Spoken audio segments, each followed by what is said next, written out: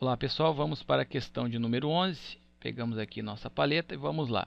Instrução: responder a questão 11 considerando as seguintes afirmações sobre a crise socioeconômica e política da República Romana, a partir dos desdobramentos da expansão militar fora da Península Itálica. Dois dados. Primeiro, a gente já sabe o período que ele está solicitando, República Romana. E segundo, quando ele diz que o enunciado, né, diz que é a partir dos desdobramentos da expansão militar fora da Península Itálica. Bem, a gente tem que verificar quais guerras ocorreram dentro do período republicano para diagnosticar aonde foi essa expansão. E foram as guerras púnicas, isto é, romanos versus cartagineses, né, ali na pontinha do norte da África. Vamos para o item 1. Diz assim: a expansão militar fortaleceu a fração rica dos plebeus, a qual liderou este grupo social contra os patrícios, destruindo o poder político do Senado. Gente, isso aqui significaria dizer que os plebeus fizeram uma revolução durante o período republicano e angariaram mais poder ao ponto de destruir o Senado. A gente viu em sala de aula que os senadores eram os indivíduos de maior poder durante o período republicano. O Senado tem como atribuição algumas características, alguns aspectos. Primeiro, funções legislativas, eles executavam, declararam a guerra e a paz, são cerca de 300 senadores de cargo vitalício, vale ressaltar. Eles cobravam os impostos e eram responsáveis por controlar não só a administração dentro de Roma e dentro de suas posses, assim como o tesouro. Então, por isso que ele é o órgão considerado mais importante. Ao lado do Senado, eu tenho a Assembleia Tribal, que é ela que elege o edis curius, ou só edis, que são pessoas dedicadas à conservação e à limpeza de Roma, o policiamento e o seu abastecimento. Mas outra atribuição da Assembleia Tribal é o fato deles elegerem os questores, que são indivíduos que auxiliam no controle das finanças do Estado. Ao lado da Assembleia Tribal eu tenho a Assembleia Centurial, que da mesma forma que a tribal é ocupada primeiramente por patrícios e gradativamente por plebeus. Eu tenho uma atuação mútua aí dessas duas classes nestes dois órgãos, evidente que em menor número por parte dos plebeus. Dentre as atribuições da Assembleia Centurial, eu tenho a votação das leis e a eleição dos magistrados. Quem são os magistrados? São os políticos que atuam nestas instituições que nós estamos aqui elencando.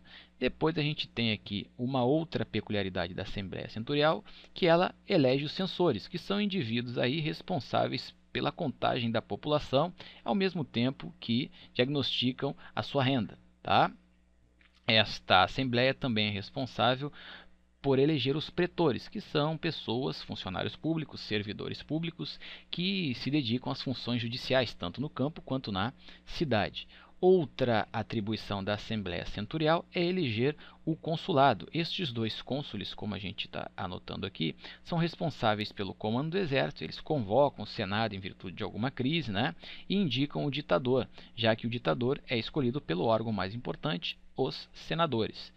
E, ao mesmo tempo, estes ditadores, duas informações são importantes. Primeiro, eles surgem em casos excepcionais, crise interna ou invasão externa, e eles são de caráter temporário. Aqui em cima eu coloquei a Concilia Plebis, que é onde ocorrem as reivindicações dos plebeus, o órgão plebeu.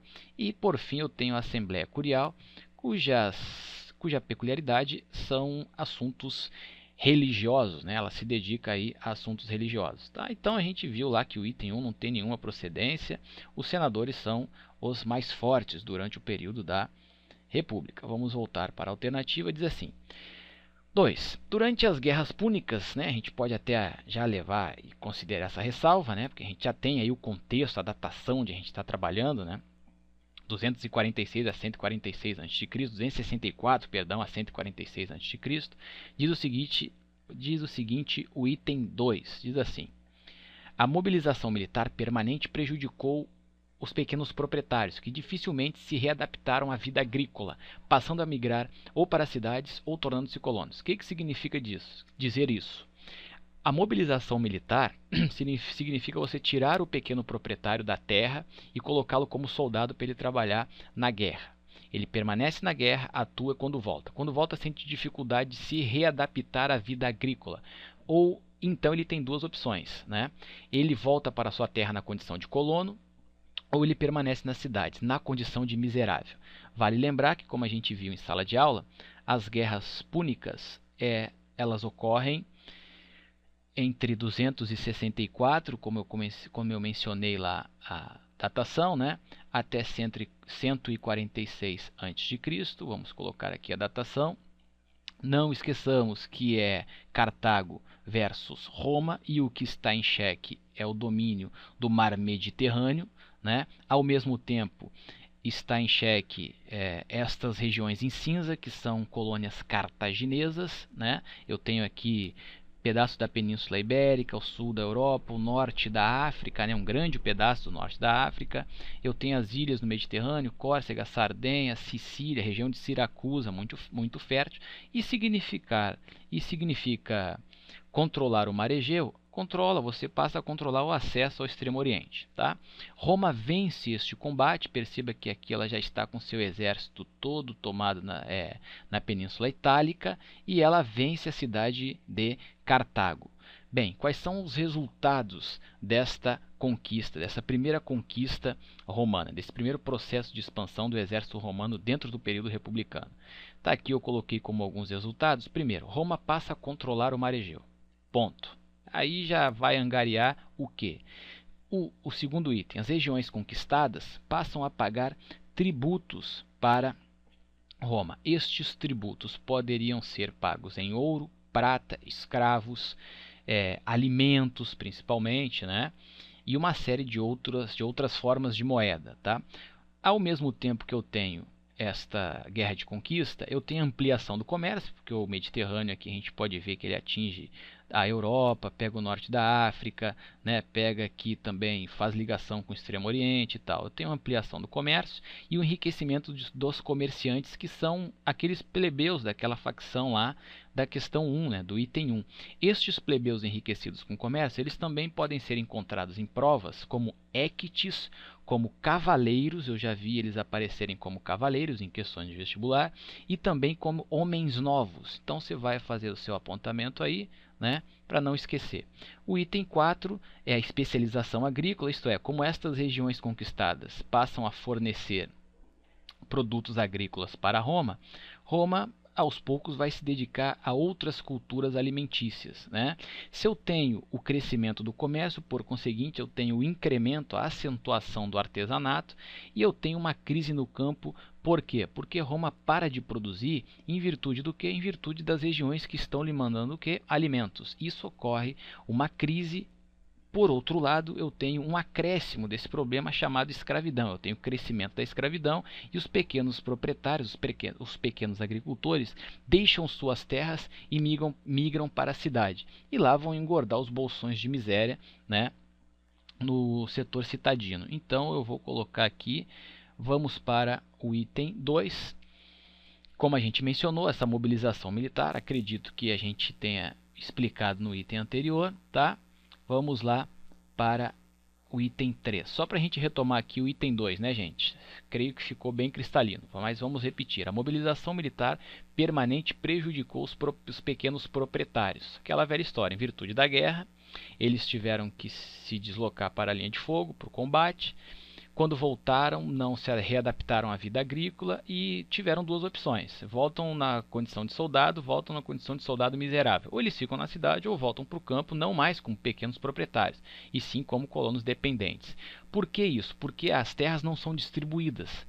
Cada conquista de Roma, as terras permanecem concentradas nas mãos de poucos, por conseguinte, dos patrícios. Tá? Vamos para o item 3. Diz assim: a disponibilidade de mão de obra escrava determinada pelas guerras de conquista, condicionou a concentração da propriedade rural e a especialização agrícola, como nós vimos nas consequências das guerras púnicas, com produção voltada para o mercado, isto é, alguns produtos que eram confeccionados em Roma são exportados, atendem o mercado interno e também o mercado externo. É interessante que a PUC não diz aqui qual é o setor deste mercado que esta especialização agrícola de Roma atinge, se é interno ou externo. Ele só diz que é mercado, e aí a gente pode aí atribuir tranquilamente quanto mercado interno e externo, tá? Isto aqui está correto. E o item 4 diz o seguinte: a administração das regiões conquistadas produziu uma forte unidade política entre a aristocracia romana e as diversas elites provinciais, a qual se consolidou principalmente através da Lei das 12 Tábuas. Bem, aqui o autor pergunta se a gente sabe o conceito de Lei das 12 Tábuas. Nós vimos lá que é a transformação do direito consuetudinário para o direito escrito, que vai saciar as pressões dos plebeus. Aqui eu destaquei o seguinte: sobre as leis das 12 tábuas, eu elenquei alguns autores. Bem, Ricardo Faria, aquele autor da FTT, diz o seguinte: transformou a lei, isto é, as leis das 12 tábuas, transformou a lei consuetudinária em escrita. Com a publicação das leis, o direito romano ganhou transparência, o que permitiu que a plebe lutasse por julgamentos mais justos. Isso está na página 59 de sua obra. Da mesma forma, eu tirei dos professores Cláudio Vicentino e Jean Paulo Dórigo o seguinte: o que eles dizem sobre a lei das 12 tábuas? Diz o seguinte: outras concessões foram feitas pelos patrícios, visando atenuar as tensões sociais. Em 450 a.C. foi elaborada a Lei das 12 Tábuas, primeira compilação de leis romanas.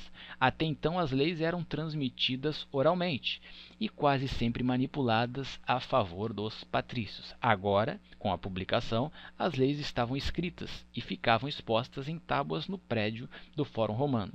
Já o nosso Dewalt, ele comenta o seguinte: em consequência do ainda limitado direito de participação política e dos graves problemas econômicos gerados pelas conquistas, como os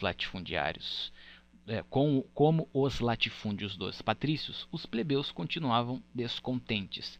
Para responder às pressões, foi redigida as leis, faltou um S aqui, tá, gente? Coloca aqui um S, vamos lá, tá aqui.